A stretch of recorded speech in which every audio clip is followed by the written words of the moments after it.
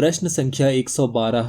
नमस्कार, आइए आज एक प्रश्न पर चर्चा करते हैं जो सन 2022 में हिमाचल प्रदेश में आयोजित असिस्टेंट प्रोफेसर की परीक्षा में पूछा गया था। प्रश्न है, कालिंजर के राजकुमार और आगमपुर की राजकुमारी की प्रेम कहानी का वर्णन निम्नलिखित में से किस रचना में किया गया है? विकल्प दिए गए हैं ज्ञानदीप, मधुमालती, इंद्रावती और चित्रावली। इनमें से सही विकल्प है इंद्रावती। इंद्रावती की जो रचना है वो सूफी कवि नूर मोहम्मद ने सन 1744 के आसपास की थी। ज्यादातर विद्वानों ने इंद्रावती का रचना काल सन 1744 ही माना है, हालांकि कुछ विद्वानों ने कुछ और वर्ष भी सुझाए हैं। शुक्ल जी का मानना है कि ये जो ग्रंथ है ये सूफी प्रेमाख्यान पद्धति का अंतिम ग्रंथ है, यानी सूफी कवियों द्वारा प्रेमाख्यान की रचना करने की जो परंपरा थी वो इंद्रावती के साथ ही समाप्त हो गई थी। इंद्रावती जो है ये नूर मोहम्मद की आरंभिक रचना मानी जाती है, क्योंकि उन्होंने इस ग्रंथ में स्वयं लिखा है कि मैं अभी युवा हूँ और मुझसे बहुत सी भूलें हो सकती हैं, इसलिए बुद्धिमान लोगों से विनती है कि मेरी अशुद्धियों पर ध्यान न दें। आइए अब इंद्रावती की कथा को समझने का प्रयास करते हैं। इंद्रावती की कथा का सार कुछ इस प्रकार है। राजा भूपति कालिंजर राज्य के राजा थे। उनका एक पुत्र था जिसका नाम रखा गया था राजकुंवर। कुमार अभी युवा था कि उसकी माता का देहांत हो गया। राजा भूपति ने राजकुमार की शिक्षा पर अच्छा ध्यान दिया और उसे सब तरह से योग्य जानकर उसका विवाह एक सुंदर कन्या से करवा दिया। कन्या का नाम सुंदर ही था। अपने पिता के बाद राजकुंवर राज सिंहासन पर बैठा और वो एक योग्य शासक सिद्ध हुआ। कुछ समय के बाद राजकुंवर ने सपने में किसी सुंदरी को देखा और उस पर वो मोहित हो गया। उसका ध्यान राजकाज से थोड़ा हट गया। राजा की चिंता और उसकी उदासीनता देखकर उसके जो मंत्री थे और दरबारी थे उन्हें बहुत दुख हुआ।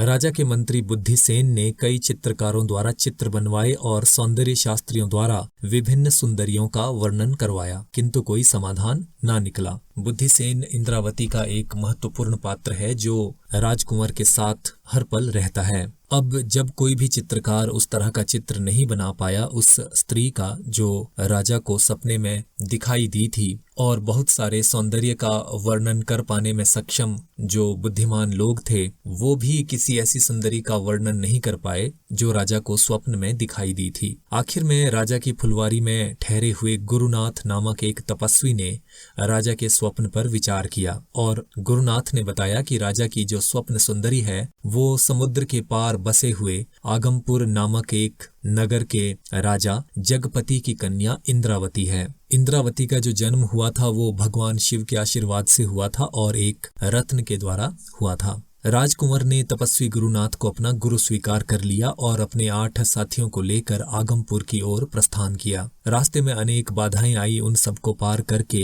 राजा और बुद्धिसेन समुद्र पार बसे नगर जीवपुर जा पहुंचे। ये 2 ही लोग वहां पर पहुंचते हैं तो इसका अर्थ है कि बाकी लोग रास्ते में बिछुड़ गए थे। यहाँ एक शिव मंदिर में आराधना करते हुए राजा को आकाशवाणी के द्वारा प्रेमपुर में स्थित इंद्रावती की मन फुलवारी नामक वाटिका में जाने का आदेश हुआ। राजकुंवर दूसरे ही दिन वहां पर पहुंच गया। उधर आगमपुर में होली का उत्सव मनाया जा रहा था। युवा इंद्रावती को भी प्रेम और विवाह से जुड़े स्वप्न आ रहे थे। वो अपने अद्भुत सौंदर्य को अनुभव करके किसी प्रियतम के होने की कामना कर रही थी जो उसके योग्य हो। उधर राजकुंवर की भेंट मन फुलवारी में चेता नाम की एक मालिन से हुई। उसकी सहायता से राजकुंवर ने पहली बार इंद्रावती से मुलाकात की।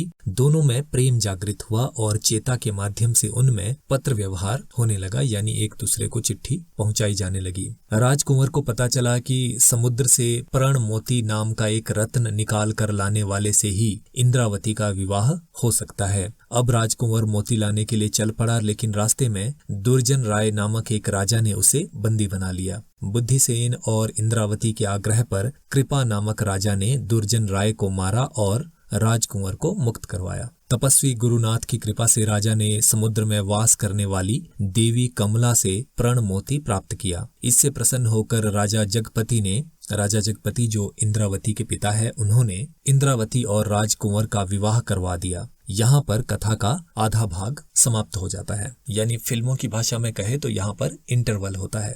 फिर कथा का जो अगला आधा भाग है उसमें वर्णन किया गया है कि इधर इंद्रावती और राजकुंवर संयोग सुख में लीन थे, यानी उनका नया नया विवाह हुआ था तो वो प्रेम में डूबे हुए थे। उधर राजकुंवर की पहली रानी सुंदर कालिंजर में बड़े कष्ट से जीवन जी रही थी। जिस समय राजकुंवर ने कालिंजर से प्रस्थान किया था उस समय रानी सुंदर गर्भवती थी और समय आने पर उसने एक पुत्र को जन्म दिया जिसका नाम रखा गया कीर्तिराय। रानी एक ओर तो शासन कर रही थी, दूसरे उस पर पुत्र के पालन पोषण की भी जिम्मेदारी थी और इसके साथ ही वो राजा के विरह में वेदना भी झेल रही थी। तो उसकी जो सखियां थी वो उसे रोचक कहानियां सुनाकर उसका मन लगाए रखने का प्रयास करती थीं, लेकिन जो जुदाई का दर्द था वो बढ़ता चला जाता था। इसी दौरान कालिंजर में रहने वाली लोभ नाम की एक धूर्त औरत ने कीर्तिराय पर जादू टोना किया और फलस्वरूप रानी सुंदर ने उसे देश निकाला दे दिया। अब ये जो लोभ नाम की स्त्री थी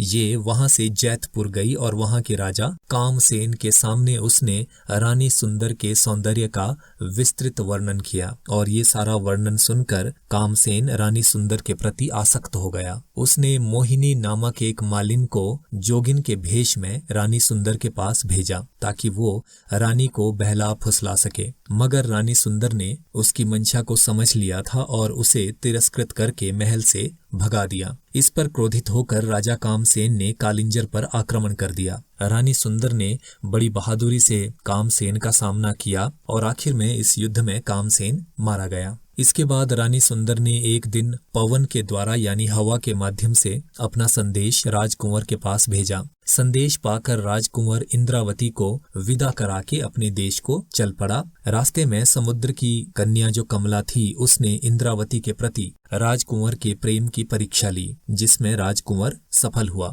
इसी तरह की कुछ घटनाएं हमें पद्मावत में भी पढ़ने को मिलती है। पद्मावत क्योंकि उस समय का एक बहुत प्रसिद्ध और चर्चित काव्य था, तो जायसी के बाद के जो सूफी कवि थे वो पद्मावत से और जायसी से काफी प्रभावित रहे होंगे और उनमें से नूर मोहम्मद भी एक थे। इसी प्रभाव के कारण नूर मोहम्मद ने इंद्रावती में जायसी का और पद्मावत का अनुकरण किया है। अब जब राजकुंवर लौट आया तो सुंदर नामक जो रानी थी वो प्रसन्न हुई। इंद्रावती और सुंदर दोनों बहुत प्रेम से साथ में रहने लगी। एक बार राजकुंवर शिकार करने जंगल गया और थक कर एक पेड़ की छाया में वो आराम करने लगा। तभी उसने सुजान नामक एक तोते से, जो पहले किसी प्रेमा नामक रानी के पास रहता था, विरह वेदना से भरी एक कहानी सुनी। तोते ने सुनाया कि बल्लभ नाम के कुंवर से प्रेमा नामक युवती का विवाह हुआ था और वो दोनों बहुत सुखी थे, लेकिन थोड़े ही दिनों में जो बल्लभ था उसका देहांत हो गया और इस पर प्रेमा दुखी होकर सती हो गई और उसने सती होने से पहले ये जो सुजान नाम का तोता था इसे आजाद कर दिया था। राजकुंवर ने जब ये कथा सुनी तो वो बहुत दुखी हुआ और उसे संसार से वैराग्य सा होने लगा। कुछ समय के बाद उसकी मृत्यु हो गई। राजकुंवर के निधन के बाद दोनों रानियां भी सती हो गई और इस प्रकार ये कथा समाप्त हो जाती है।